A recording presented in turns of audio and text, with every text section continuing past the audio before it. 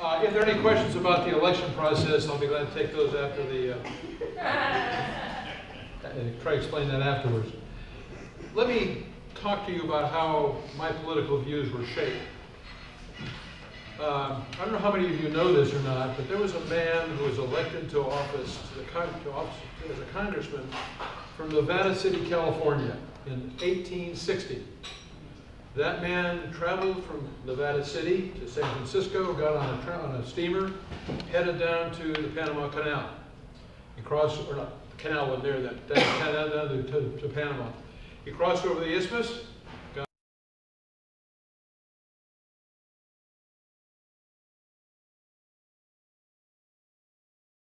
who we would now, in these days, call a lobbyist. A person who was from the Big Four of the railroad interests in California. That man introduced, as a freshman member of Congress, that man introduced the first transcontinental railroad bill. That bill passed. He was a freshman and he passed it. He got it passed. About 15 years later, he became a senator. He was the first person in the U.S. Senate to propose a resolution to give women the right to vote. He never saw that happen because he died before that happened. But he was a friend of Susan B. Anthony.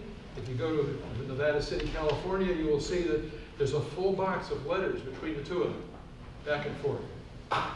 Ladies and gentlemen, that man was my great-grandfather. So I have a family history in politics, although I've never been a politician.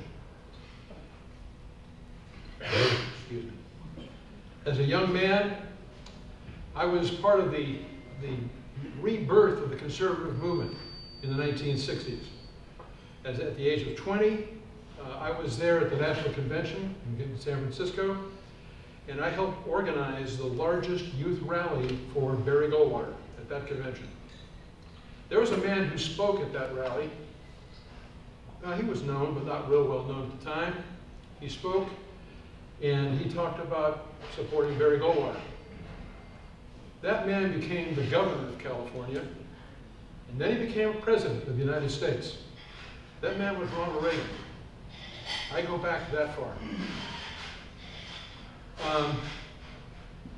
You know, Barry had a lot of really good policies. He stood for a strong national defense.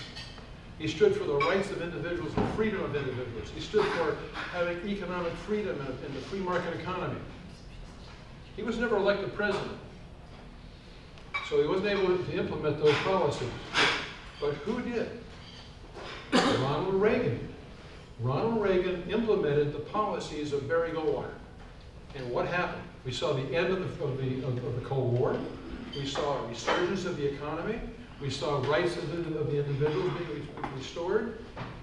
So Barry, and his policies, and what I grew up with and what I was involved with way back in the 1960s, became reality when Reagan was in office.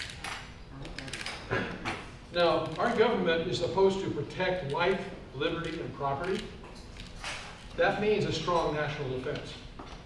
That means that we don't get government involved in the economy to the extent we see now. What do we see happen?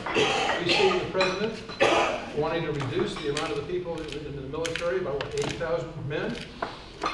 We see them, the continued overreach in our government in the political area.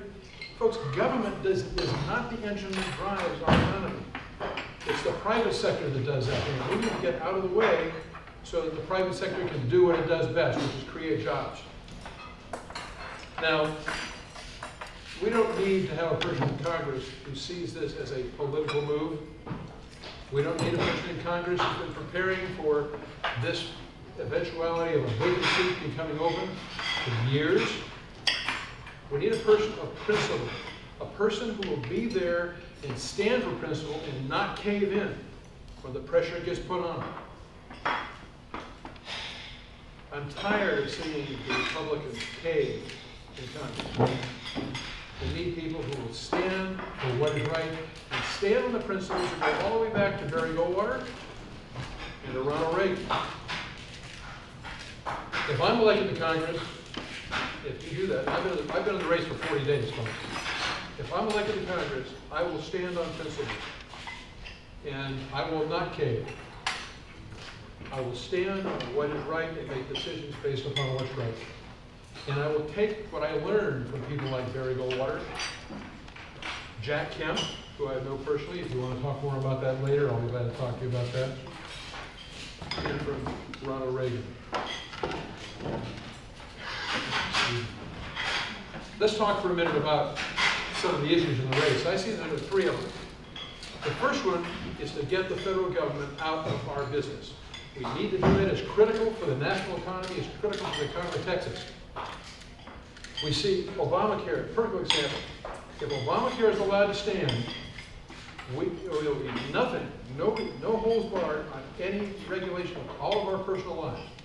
It has to be shut down. It has to be repealed. It has to be defunded, and hopefully the Supreme Court will get rid of it.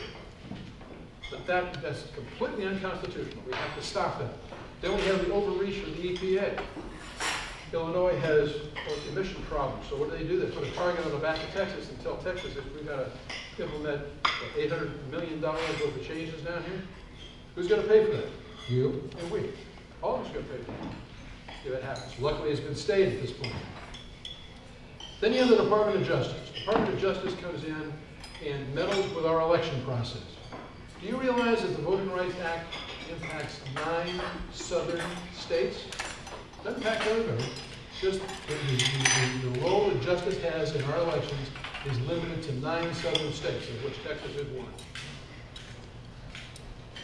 Yeah, if you're going to do that, have it apply to everybody and have it apply to nobody. It's not right to single out individual states. Then you have the foot dragging of Obama on the approval of drilling rigs going out and drilling in the Gulf. What happens? The rigs become idle. They start heading for South America, and with them, the jobs go with them. We should be drilling here, drilling now, and creating jobs. Then you have the XL pipeline. 20,000 jobs to build that, they estimate to build the pipeline. After that, they estimate about 100,000 jobs that would be resulting of that pipeline. And what happens? The president shuts it down. We've got to stop this. We can't allow this to keep happening. If you elect me to Congress, I'm going to do everything I can to get to shut down the regulatory reach of a lot of these agencies so that we can do what we do best, which is to create jobs here in this economy. And of course, I will do everything I can to get Obamacare repealed. If we can't repeal it, we're certainly going to want to defund it.